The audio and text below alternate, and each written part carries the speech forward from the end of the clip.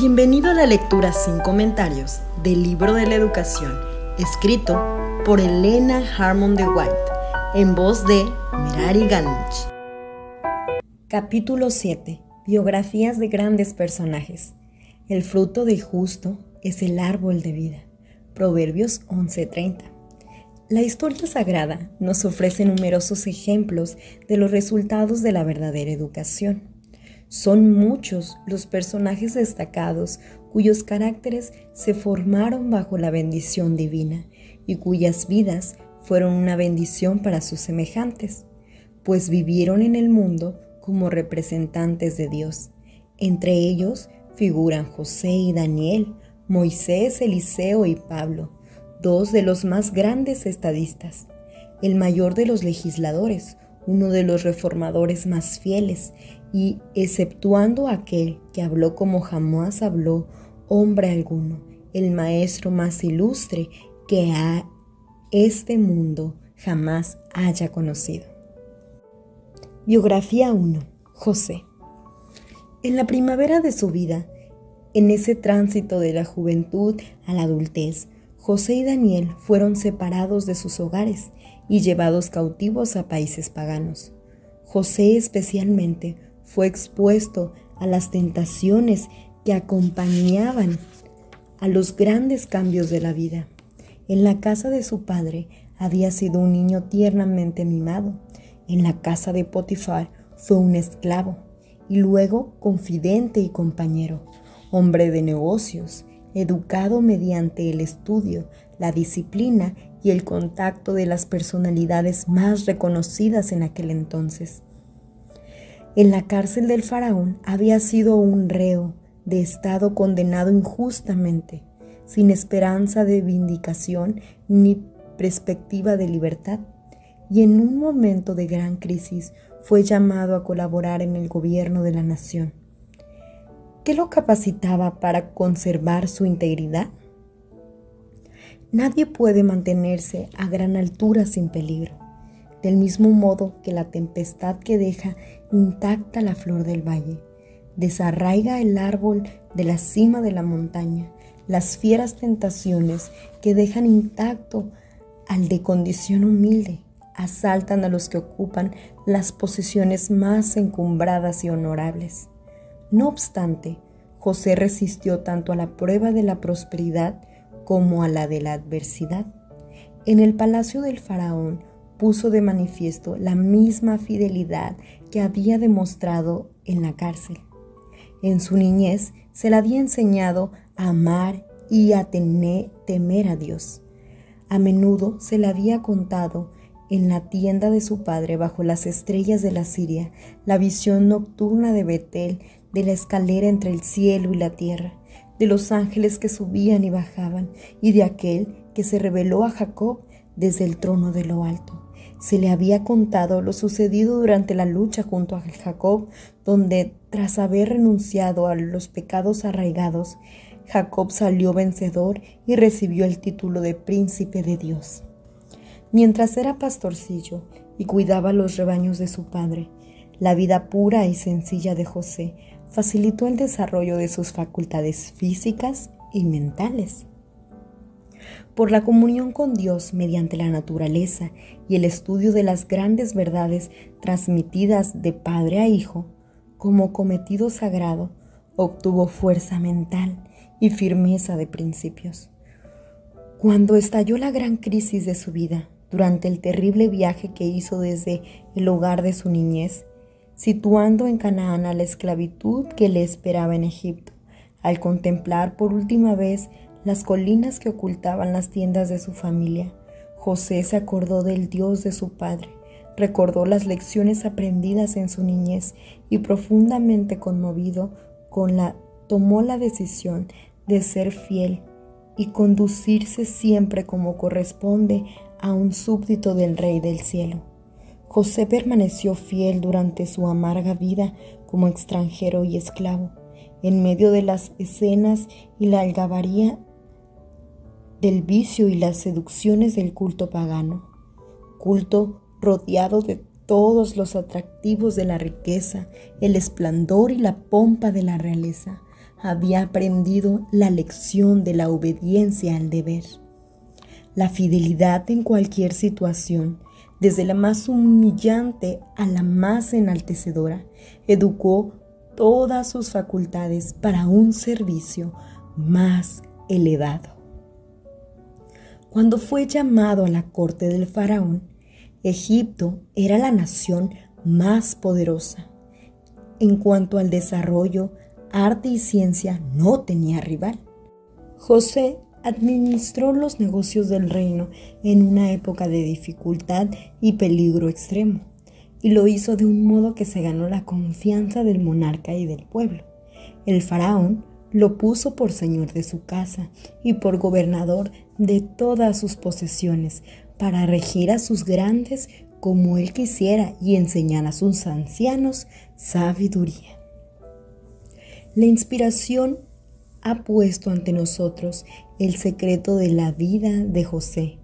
Jacob, con palabras de belleza y poder divinos, habló así de su hijo predilecto, cuando bendijo a sus hijos.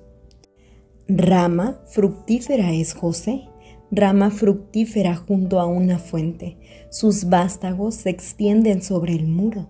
Le causaron amargura, le lanzaron flechas, lo aborrecieron los arqueros, mas su arco se mantuvo poderoso, y los brazos de sus manos se fortalecieron por las manos del fuerte de Jacob, por el nombre del pastor, la roca de Israel, por el Dios de tu Padre, el cual te ayudará, por el Dios omnipotente, el cual te bendecirá, con bendiciones de los cielos de arriba, con bendiciones del abismo que está abajo, con bendiciones de los pechos y del vientre. Las bendiciones de tu Padre fueron mayores que las de mis progenitores. Hasta el término de los collados eternos serán sobre la cabeza de José, sobre la frente del que fue apartado de entre sus hermanos. La lealtad a Dios, la fe en el invisible, constituían el ancla de José. En esto residía el secreto de su poder, y los brazos de sus manos se fortalecieron por las manos del fuerte Jacob. Biografía de Daniel, un embajador del cielo. Daniel y sus compañeros fueron aparentemente más favorecidos en su juventud por lo que les sucedió en Babilonia que a José en los primeros años de su vida en Egipto. Sin embargo, fueron sometidos a pruebas de carácter apenas menos severas. De su hogar relativamente sencillo de Judea, aquellos jóvenes de linaje real fueron transportados a la ciudad más esplendorosa y a la corte del monarca más poderoso, donde fueron escogidos con el fin de ser educados para el servicio especial del rey. En aquella fastuosa y corrompida corte se vieron rodeados de fuertes tentaciones. Los vencedores se jactaban de que, siendo ellos adoradores de Jehová, estuvieran ahora cautivos allí, y que los vasos de la casa de Dios fueran colocados en el templo de los dioses de Babilonia, y que el propio rey de Israel fuera prisionero de los babilonios, como prueba de que su religión y su cultura eran superiores a la religión y a la cultura de los hebreos. En aquellas circunstancias, por medio de las mismas humillaciones que eran consecuencias de que Israel se hubiera apartado de los mandamientos de Dios, el Señor dio muestras a Babilonia de su supremacía, de la santidad de sus demandas y de los beneficios de la obediencia. Y dio ese testimonio del único modo que podía ser dado, por medio de los que seguían siendo fieles. Una decisiva prueba le sobrevino a Daniel y a sus compañeros al inicio de su carrera. La orden de que se les sirviera la comida de la mesa del rey era una expresión del favor del rey, así como del interés que tenía por el bienestar de ellos.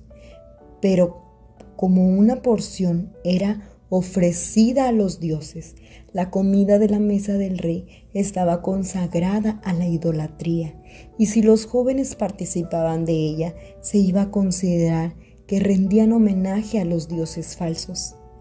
La lealtad a Jehová les impedía tomar parte en semejante homenaje, y además no se atrevían a arriesgarse a sufrir los efectos enervantes del lujo y la disipación sobre su desarrollo físico, mental y espiritual.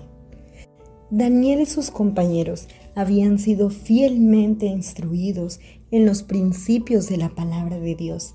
Habían aprendido a sacrificar lo terrenal a lo espiritual, a buscar el mayor bien, y cosecharon la recompensa.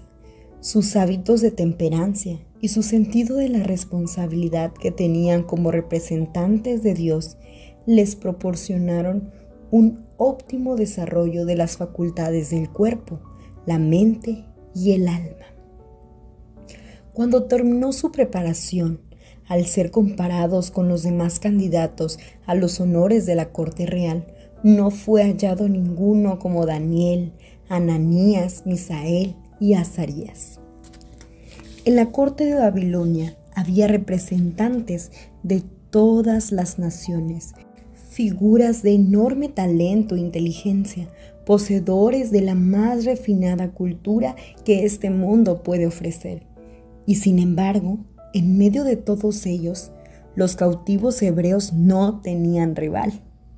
Eran incomparables en fortaleza y en belleza física, en vigor mental y en conocimiento. En todo asunto de sabiduría e inteligencia que el rey les consultó, los halló 10 veces mejores que todos los magos y astrólogos que habían en todo su reino.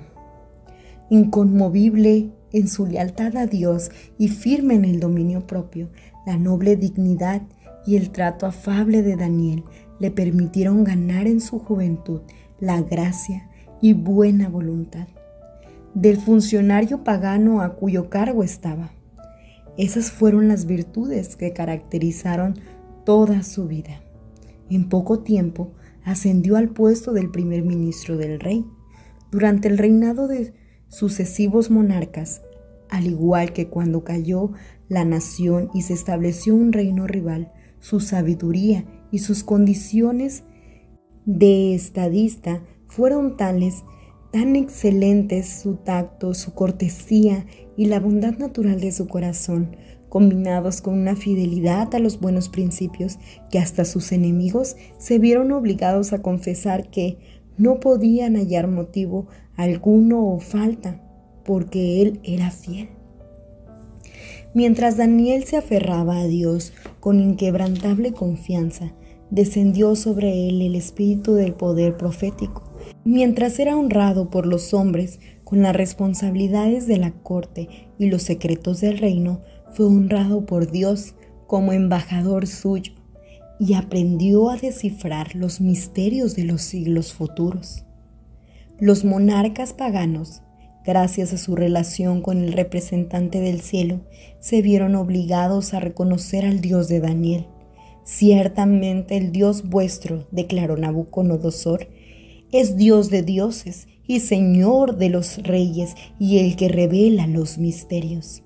Y a Darío, en su proclama, a todos los pueblos, naciones y lenguas que habitaban en toda la tierra, ensalzó al Dios de Daniel como el Dios viviente que permanece por todos los siglos y cuyo reino no será jamás destruido, que salva y libra y hace señales y maravillas en el cielo y en la tierra. Por su sabiduría y su justicia, por la pureza y la bondad de sus acciones cotidianas, por su devoción a los intereses del pueblo, aunque era idólatra, José y Daniel demostraron ser fieles a los principios de la educación que habían recibido durante su niñez, fieles a sí mismos, a aquel de quien eran representantes. Los dos fueron honrados por la nación entera, uno en Egipto, el otro en Babilonia. Un pueblo pagano y todas las naciones con las cuales estaban relacionados vieron en ellos un ejemplo de la bondad y la benevolencia divinas, una ilustración del amor de Cristo. Qué gran éxito el de estos nobles hebreos. Al despedirse del hogar de su infancia, difícilmente podrían haber soñado con tan alto destino como el que les aguardaba. Su personalidad fiel y firme se entregó a la dirección divina para que el Señor pudiera cumplir su propósito por medio de ellos. Dios desea revelar hoy, por medio de los jóvenes y los niños, las mismas verdades poderosas que reveló mediante aquellos personajes. Las biografías de José y Daniel constituyen una ilustración de lo que el Señor hará por los que se entregan a Él y se esfuerzan de todo corazón por llevar a cabo los propósitos divinos. La mayor necesidad del mundo es la de hombres que no se vendan ni se compren, hombres que sean sinceros y honrados en lo más íntimo de sus almas, hombres que no teman dar al pecado el nombre que le corresponde, hombres cuya conciencia sea tan leal al deber como la brújula al polo, hombres que se mantengan de parte de la justicia aunque se desplomen los cielos. Ahora bien, semejante carácter no es el resultado de la casualidad, no se debe a favores, a dones especiales de la providencia. Un carácter noble es el resultado de la autodisciplina, de la sujeción de nuestra naturaleza inferior a la superior, de la entrega del yo al servicio del amor de Dios y a la humanidad. Es necesario inculcar en los jóvenes la verdad de que sus dones no les pertenecen.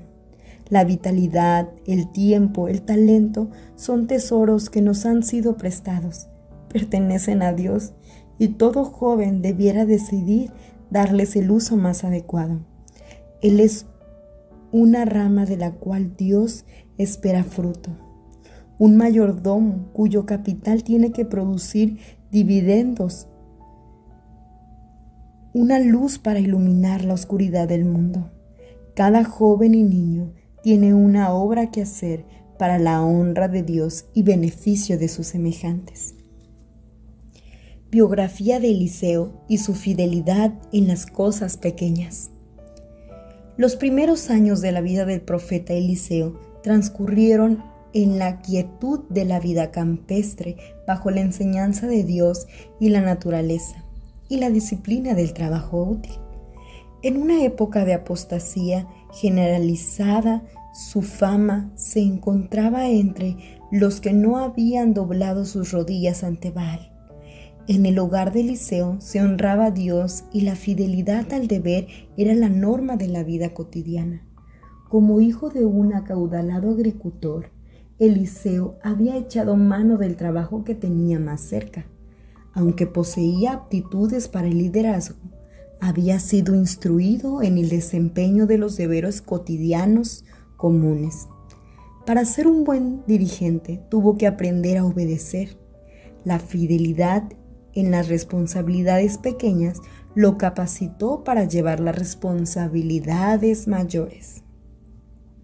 Aunque era dócil y manso, Eliseo poseía también energía y firmeza. Abrigaba el amor y el temor de Dios, y de la humilde rutina del trabajo diario obtuvo el dominio propio y nobleza de carácter, y creció en la gracia y el conocimiento divino. Mientras cooperaba con su padre en las labores domésticas, aprendía a cooperar con Dios. Eliseo recibió el llamamiento profético cuando estaba arando el campo con los criados de su padre, y cuando Elías, que había sido dirigido por Dios para elegir a sucesor, echó su manto sobre los hombros del joven. Eliseo reconoció y obedeció la orden. Se fue tras Elías y lo servía. No se esperaba que desde el mismo principio Eliseo asumiría grandes atribulaciones. Las labores comunes siguieron constituyendo su disciplina. Se dice que él vertía agua en las manos de Elías, su maestro, Como ayudante personal del profeta, siguió siendo fiel en los deberes pequeños, mientras diariamente confirmaba su propósito de consagrarse a la misión que le había sido asignada por Dios. Cuando recibió el llamamiento, se puso a prueba su determinación. Al volverse para seguir a Elías, el profeta le dijo que regresara a su casa. Debía calcular el costo, decidir por sí mismo si quería aceptar o rechazar el llamamiento.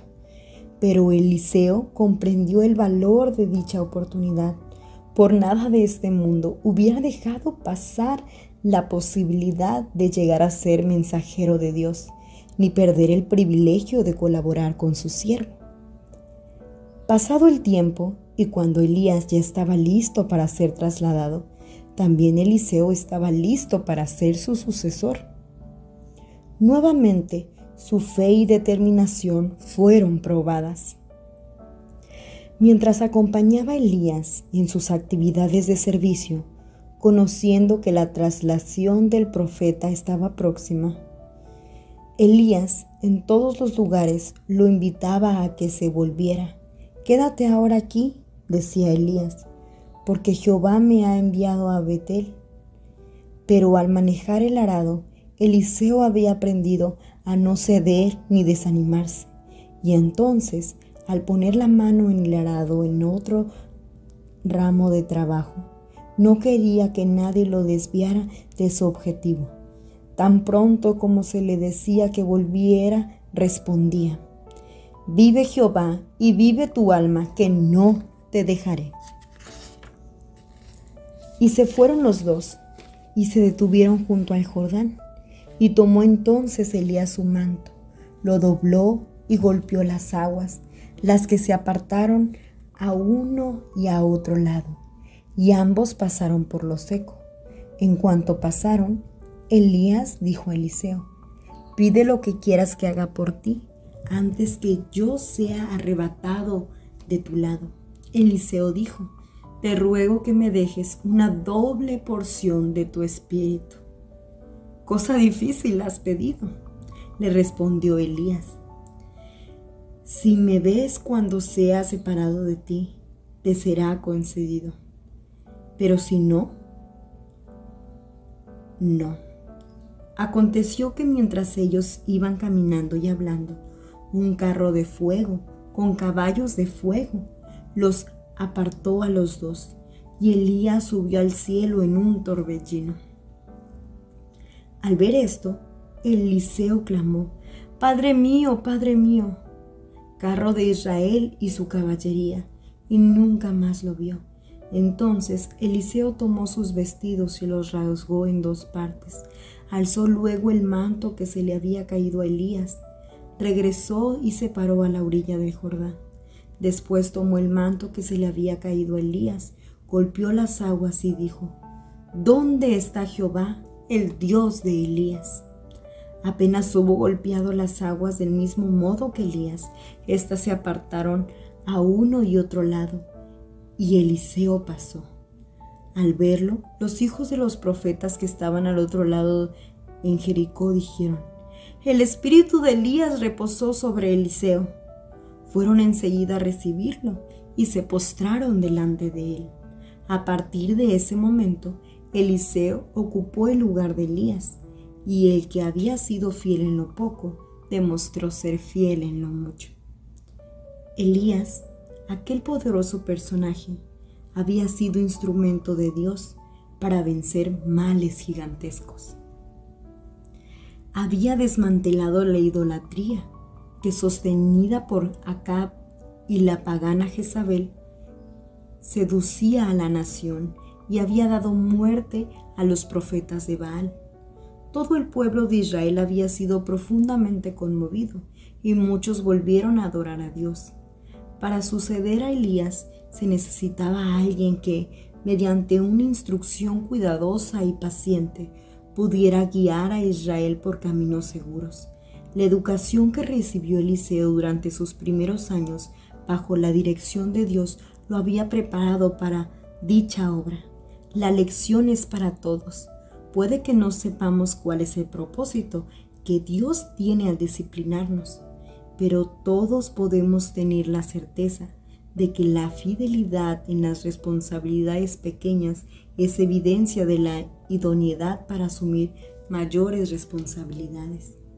Cada acto de la vida constituye una revelación del carácter, y solo aquel en que los pequeños deberes demuestra ser obrero que no tiene de qué avergonzarse, será honrado por Dios en responsabilidades mayores. Biografía de Moisés, poderoso por la fe. Cuando quedó privado del cuidado protector del hogar de su infancia, Moisés era menor que José y Daniel, y sin embargo su carácter ya había sido moldeado por los mismos instrumentos que moldearon la vida de estos. Moisés había pasado solamente 12 años con su familia hebrea, pero durante ese tiempo una mujer que no es conocida como se merecía, estableció los cimientos de la grandeza que iba a alcanzar a Moisés. A Jocabed, debido a su condición de mujer y de esclava, le estaba reservado un porvenir duro y sombrío. Sin embargo, el mundo no ha recibido beneficios mayores mediante ninguna otra mujer, con excepción de María de Nazaret. Sabiendo que su hijo había de pasar pronto de su cuidado al de quienes no conocían a Dios, se esforzó con la máxima dedicación al unir su alma con el cielo. Trató de implantar en su corazón el amor y la lealtad a Dios, y ella llevó a cabo con fidelidad esa obra. Ninguna influencia posterior pudo inducir a Moisés a renunciar a los principios de verdad que fueron el centro de la enseñanza de su madre. Del humilde hogar de Gosén, el hijo de Jocabed pasó al palacio de faraones, al cuidado de la princesa egipcia, que le dio la bienvenida como un hijo muy querido y mimado. Moisés recibió en las escuelas de Egipto la más esmerada formación civil y militar, dotado de grandes virtudes personales, de constitución y estatura atractivas, de mente cultivada y porte principesco, y de renombrado como jefe militar. Llegó a ser el orgullo de la nación. El rey de Egipto era también miembro del sacerdocio, y Moisés, aunque se negaba a participar en el culto pagano, fue iniciado en todos los misterios de la religión egipcia. Siendo todavía Egipto en ese tiempo la nación más poderosa y civilizada, Moisés, como futuro soberano, era el heredero de los mayores honores que el mundo podía otorgar. Eligió, no obstante, algo muy superior. Para la gloria de Dios y la liberación de su pueblo oprimido, Moisés sacrificó las glorias egipcias. Entonces Dios se encargó especialmente de educarlo. Moisés todavía no estaba listo para llevar a cabo la obra de su vida. Tenía que aprender a depender del poder divino. No había comprendido adecuadamente cuál era el propósito de Dios. Moisés esperaba liberar a Israel por la fuerza de las armas. Para ello, lo arriesgó todo y fracasó. Derrotado y desalentado, pasó a ser fugitivo y exiliado en tierra extraña. Moisés pasó 40 años en los desiertos de Madián como pastor de ovejas, aparentemente apartado para siempre de la misión de su vida. Allí le fue impartida la disciplina esencial para su realización. Mediante el dominio propio debía adquirir sabiduría para él gobernar a una multitud ignorante e indisciplinada. En el cuidado de las ovejas y de los tiernos corderitos iba a conseguir la experiencia que lo convertiría en un fiel y tolerante pastor de Israel. Para llegar a ser representante de Dios tenía que ser enseñado por él. Las influencias que lo habían rodeado en Egipto, el cariño de su madre adoptiva, su posición como nieto del rey, el lujo y el vicio que atraían en mil formas distintas, el simbaratismo y la sutileza y el misticismo de una religión falsa habían impresionado su mente y su carácter. Todo aquello no existía en la austera sencillez del desierto.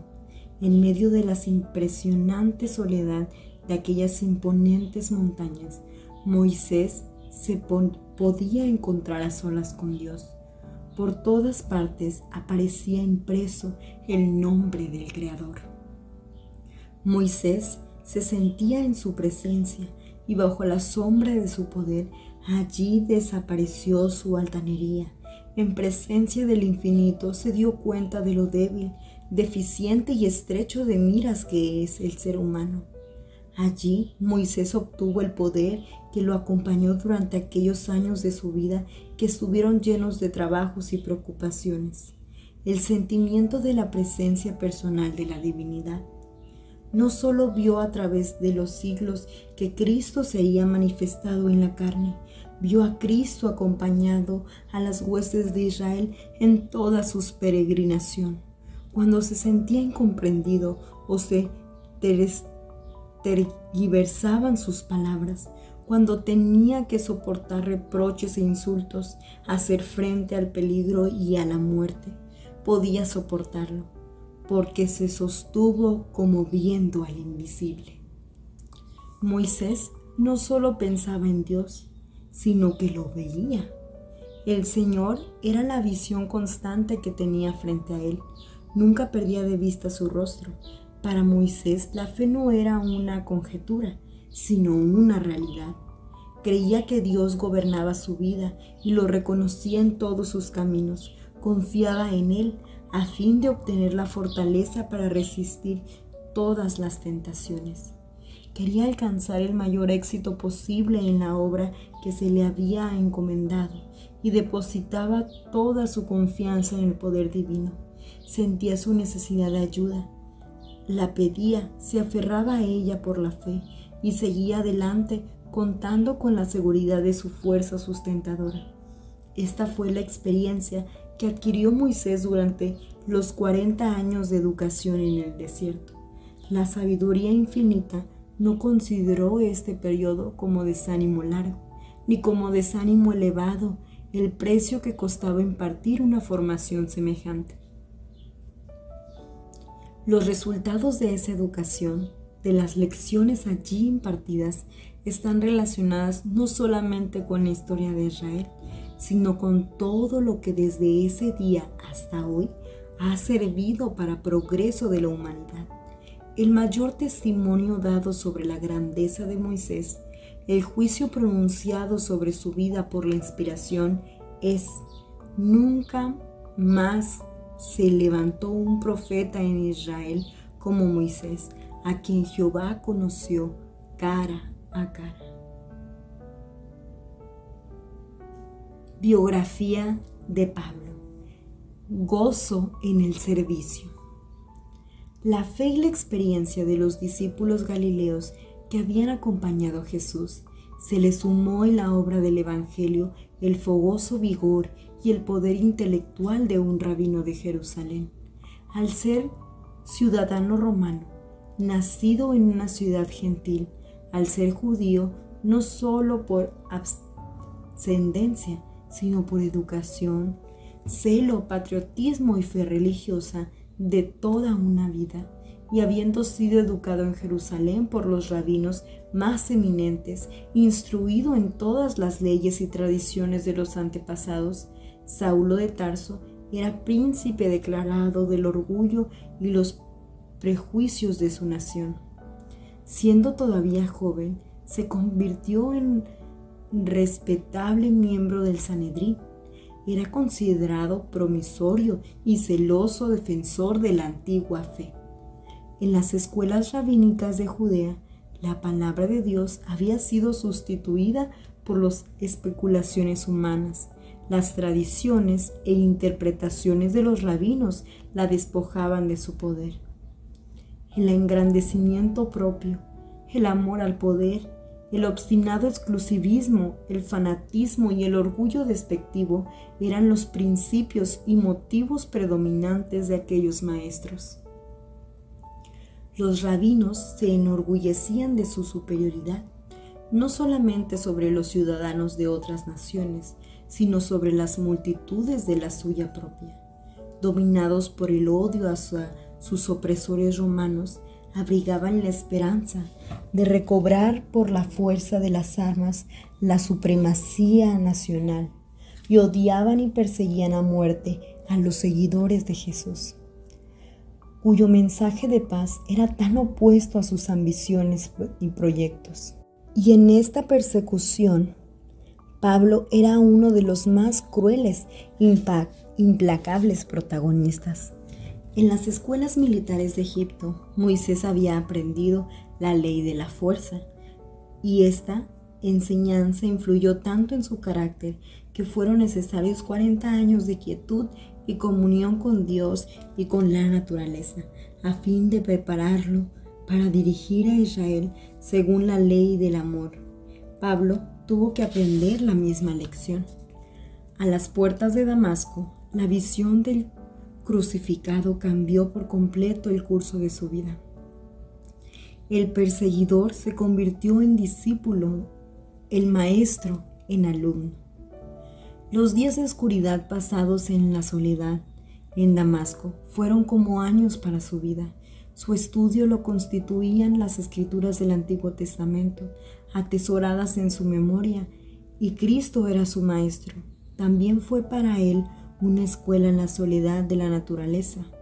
Fue al desierto de Arabia para estudiar las escrituras y aprender de Dios. Purificó su alma de los prejuicios y las tradiciones que habían modelado su vida y recibió instrucciones de la fuente de la verdad. Su vida posterior se inspiró en el principio de la abnegación, el ministerio del amor. A griegos y a no griegos, a sabios y a no sabios, dijo: soy deudor. El amor de Cristo nos constriñe. Pablo, el más grande de los maestros humanos, aceptaba tanto los deberes más humildes como los más encumbrados. Reconocía la necesidad del trabajo, tanto manual como intelectual, y desempeñaba un oficio artesano para mantenerse. Se dedicaba a la fabricación de tiendas mientras predicaba diariamente el Evangelio en los grandes centros urbanos. Antes vosotros sabéis que para los que me ha sido necesario a mí y a los que están conmigo, dijo cuando se despedía de los ancianos de Efeso. Estas manos me han servido. A la vez que poseía una elevada capacidad intelectual, Pablo revelaba en su vida el poder de una sabiduría aún más impresionante. Sus enseñanzas, ejemplificadas por su vida, revelaban principios trascendentales que eran ignorados por los grandes maestros de su tiempo. Poseía la más elevada de todas las sabidurías, la que nos permite adquirir rapidez de comprensión y bondad en el corazón, la que nos hace empatizar con los demás y nos ayuda a poner en acción lo mejor de nosotros e inspirar a nuestros semejantes a llevar una vida mejor. Escuchemos las palabras que pronunció ante los paganos de Listra al indicarles a Dios revelado en la naturaleza como fuente de todo bien, que nos da lluvias del cielo y tiempos fructíferos, llenando de sustento y de alegría nuestros corazones. Ahí lo tenemos en la cárcel de Filipos, donde, a pesar del dolor que abrumaba su cuerpo, su canto de alabanza rompe el silencio de la noche. Después que el terremoto hubo abierto las puertas de la cárcel, se volvió al oír su voz dirigiendo palabras de aliento al carcelero pagano. No te hagas ningún mal, pues todos estamos aquí. Todos habían permanecido en su sitio, refrenados por la presencia de un compañero de prisión. Y el carcelero, conmovido de la realidad de aquella fe que sostenía Pablo, se interesó en el camino de la salvación y con toda su familia se unió al perseguido grupo de discípulos de Cristo. El testimonio de Pablo. Pablo se encuentra ahora en Atenas, ante el consejo del Areópago, donde hace frente a la ciencia con ciencia, a la lógica con lógica y a la filosofía con filosofía. Fíjense cómo, con un tacto que emanaba del amor divino, presenta a Jehová como al Dios no conocido, a quien sus oyentes han adorado sin saberlo, y citando palabras de a quien sus oyentes han adorado, y citando palabras de un poeta griego, lo presenta como el Padre del cual ellos son hijos. Escuchémoslo exponer. En esa época de castas sociales, cuando no reconocían en absoluto los derechos del hombre como hombre, la gran verdad de la fraternidad humana, al declarar que Dios de una sangre ha hecho todo el linaje de los hombres para que habiten sobre toda la faz de la tierra. Luego muestra cómo en todo el trato de Dios como el ser humano se puede seguir como un hilo de oro su propósito de gracia y misericordia.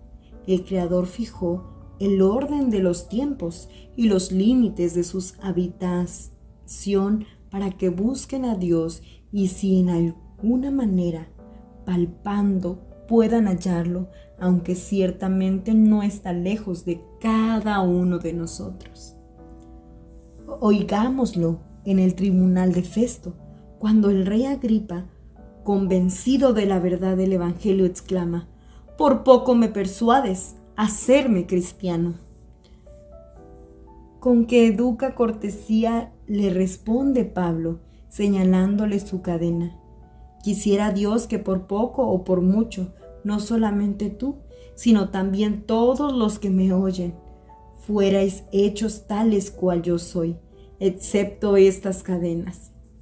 Así transcurrió su vida, según él mismo dice, en caminos muchas veces, en peligros de ríos, peligros de ladrones, peligros de los de mi nación, peligros de los gentiles, peligros en la ciudad, peligros en el desierto, peligros en el mar, peligros entre falsos hermanos, en trabajo y fatiga, en muchos desvelos, en hambre y en sed, en mucho ayuno, en frío y desnudez.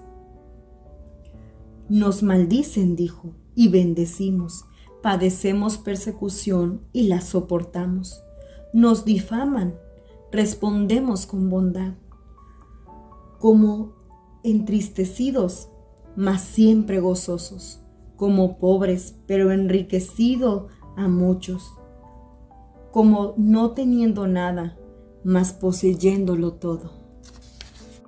Hallaba gozo en el servicio y al fin de su vida de trabajo, al echar una mirada retrospectiva a sus luchos y triunfos, pudo decir: «He peleado la buena batalla, he acabado la carrera, he guardado la fe». Estas biografías son de vital interés y de mucha importancia, especialmente para los jóvenes. Moisés renunció a la perspectiva de ocupar el trono. Pablo a las ventajas proporcionadas por la riqueza y el honor entre su pueblo, a cambio de una vida llena de responsabilidades en el servicio de Dios. Para muchos, la vida de estos personajes se presenta como una vida de renuncia y sacrificio. ¿Fue realmente así?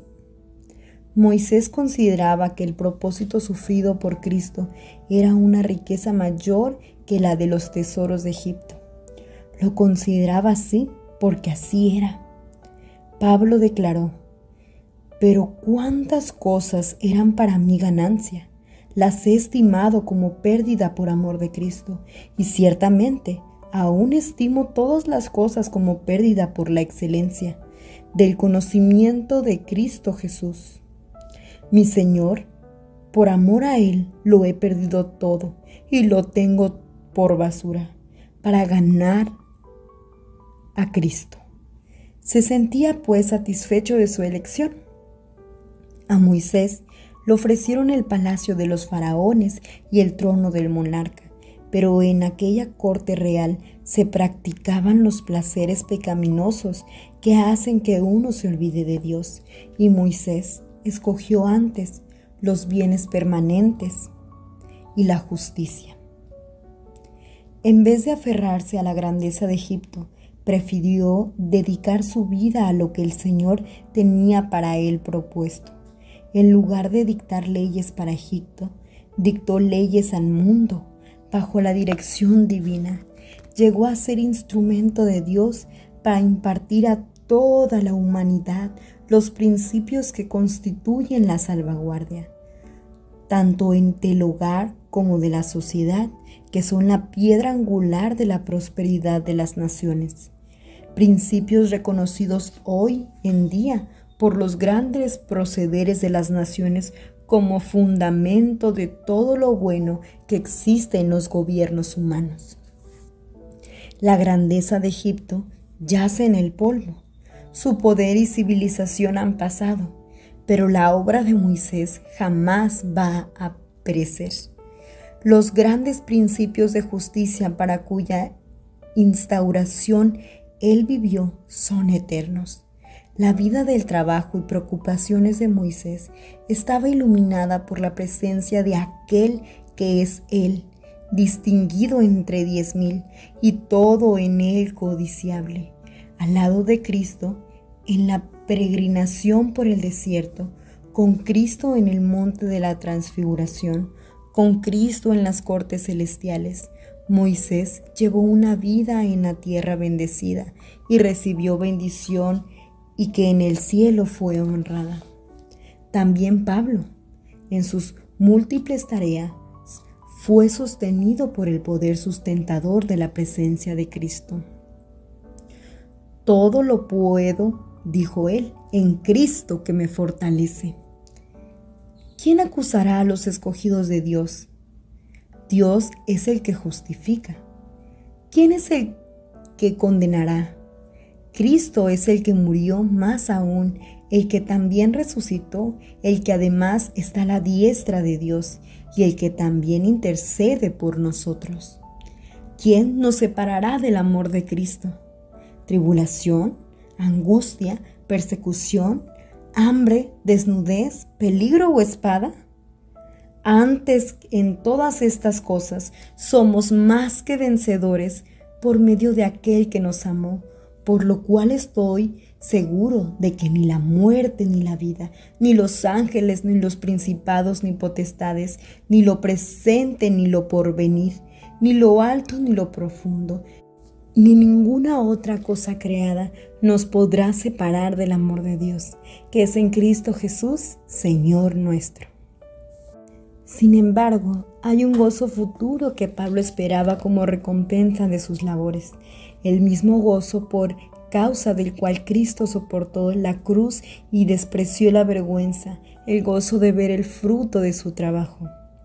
¿Cuál es nuestra esperanza, gozo o corona de que me glorie? Escribió a los creyentes tesalonicenses. ¿No lo sois vosotros delante de nuestro Señor Jesucristo en su venida? Vosotros sois nuestra gloria y gozo. ¿Quién puede calcular los resultados que tuvo para el mundo la obra de Pablo? De todo lo que pueda aliviar el sufrimiento y consolar la tristeza, refrenar el mal y elevar la vida por encima del egoísmo y la sensualidad, de tal modo que nos gloriemos de la esperanza, de la inmortalidad. ¿Cuánto se debe a los labores de Pablo y a sus colaboradores cuando con el Evangelio del Hijo de Dios hicieron su imprevisto viaje de Asia a las costas de Europa? ¿Cuánto vale para una persona el haber sido instrumento de Dios para poner en movimiento tan grandes influencias beneficiosas? ¿Cuánto valdrá en la eternidad poder ver los resultados de una obra de tanta trascendencia? Muchas gracias por acompañarnos en este capítulo. Suscríbete y dale like a nuestro contenido para que no te pierdas ningún capítulo de la serie del libro La Educación.